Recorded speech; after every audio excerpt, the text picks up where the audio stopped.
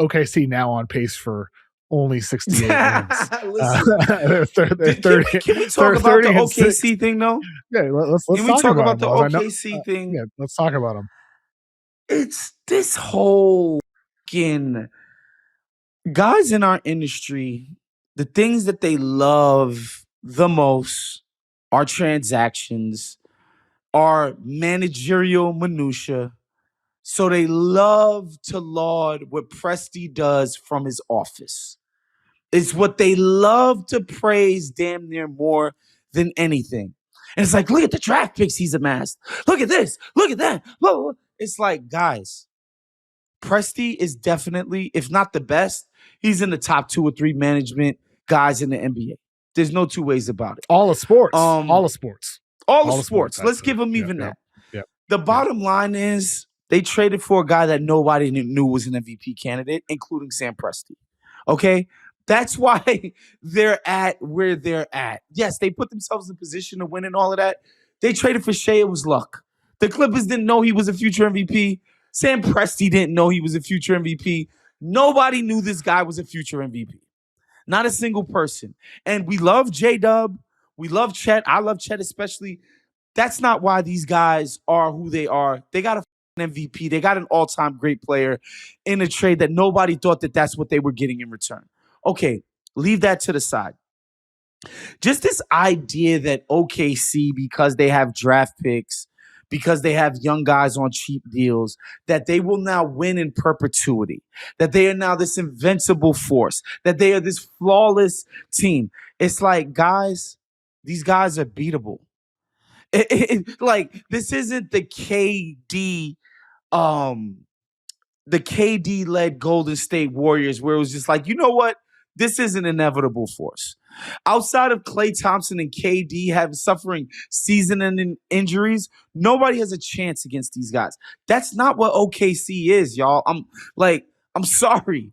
And I don't feel like I'm saying something controversial, but in our industry, this narrative that grew around OKC about 10 years of dominance and will they ever lose a championship? And it's like, y'all, they should have lost in Indy.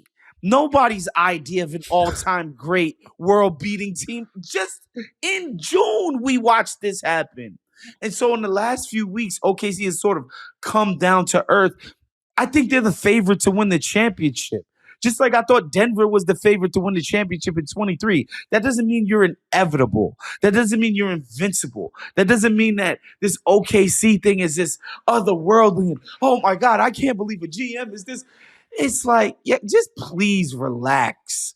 These guys can be beat. It's going to be proven time and time again. If you give me OKC or the field, I'm taking the field in the playoffs this year. Like, it's just the chatter around it. Of course, it's changed now because of what San Antonio did to them in the span of 10 days. But the chatter was always ridiculous, Kev. To your point, Woz, you've been pretty consistent with this. First of all, I'll back up. I don't think they are unbeatable. I think that has definitely been made clear over the past month. Denver went to 7 against them. Indiana went to 7 against them. And even if they are better this season, we did see against San Antonio turning them into a 3-point shooting team. I've talked about that on the pod a bunch. I talked about it in Vegas with Amin Al Hassan after that first loss, talked about it on other podcasts. If you can turn them into a shooting team and keep them out of the paint, which is what they want to do, and like what Denver did with their zone defense last year, you can impact them. I think the Suns defense, if a series is officiated in this manner for both teams, I think playing aggressively on defense like OKC does, if you play like them on defense, they are not going to blow the whistle on you every single play. I think there's something to learn there rather than to complain about with the way OKC is officiated when they're on defense. Learn from that rather than complain about it, in my opinion. Now, to your point, you've been pretty consistent with this. I know on your podcast, No Faults Given, you said recently, I think it was either the last episode or the one before that you don't think the Thunder should be complacent, that you'd be looking for trades there. What would you be looking at if you're Presti? If you're advising Sam Presti, one of the top 3 talent evaluators, GMs in sports, what are you telling Sam Presti to look for with this Thunder roster? Go blow Memphis away with a draft pick package. Excuse me, not Memphis. Sorry. Go blow New Orleans away with a draft pick package for Trey Murphy. What's the point of having all these freaking draft picks if you're not gonna make your team way better immediately? Like this idea that the future is so bright and we're gonna be so good. It's like, bro, ACLs are snapping all the time. Achilles are snapping all the time. Dudes are getting high ankle sprains, or just in their series against the Nuggets where my guy Aaron Gordon hurts his hamstring and is basically incapacitated for game 7. These things happen all the time. The idea that you wouldn't reify your roster with the riches that you've accumulated in the now, that you don't need more shooting, I think I find it to be foolish. I think when they stood pat at the trade deadline 2 years ago, when they were like, no, we're just good with just having Chet Holmgren and Jalen Williams as our 2 bigs and our only bigs, and they got mauled on the glass. They got mauled on the interior by Dallas, by that very weakness that everybody predicted.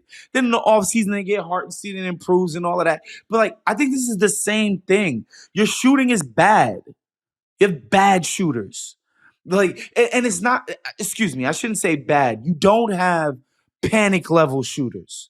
You don't have shooters that put the defense in a panic. That make you sweat, right? Like these guys that you're worried about constantly. I remember, I always think about this quote every time the subject comes up, like 10 years ago at a little pregame scrum with Brad Stevens. He said, Kyle Korver averages 15 points per game. You have to defend him like he scores 35. And that's what you're saying that OKC doesn't have on their roster. And that's the type of guy that you want them to go seek out and get. That's what you're saying. And people would be like, well, Isaiah Joe and Wiggins and Kason Wallace, they make shots. It's like, bro, the defense is not bending to the will of Kason Wallace. The defense isn't bending to the will of Wiggins. Look, Isaiah Joe shoots the lights out of the ball. We've seen how many playoffs in a row are we going to watch them yank him from the lineup because he's so small and easily attacked? You're not going to have that issue with Trey Murphy. I just think that you should be trying to take risks, in terms of building the roster for this year. Because again, you're not infallible. And I'm not saying you shouldn't feel like you shouldn't feel confident in a series against Denver or Houston or Phoenix or whoever the hell you play, the Lakers, you name it. I'm not saying you shouldn't feel confident that you could win. But the bottom line is if Denver had the ability to make their roster appreciably better, they'd be doing it. If the Knicks had the opportunity, Detroit does, and I bet you they're weighing those options right now. But you know what I mean? Like there are teams that have kind of Harris for Detroit, someone like that. Yes. Yeah. There are teams that have, kind of maxed out without doing something extremely dramatic on making the team better. OKC is nowhere close to that limit. This notion that they should just stand pat because their team is perfect is ridiculous to me.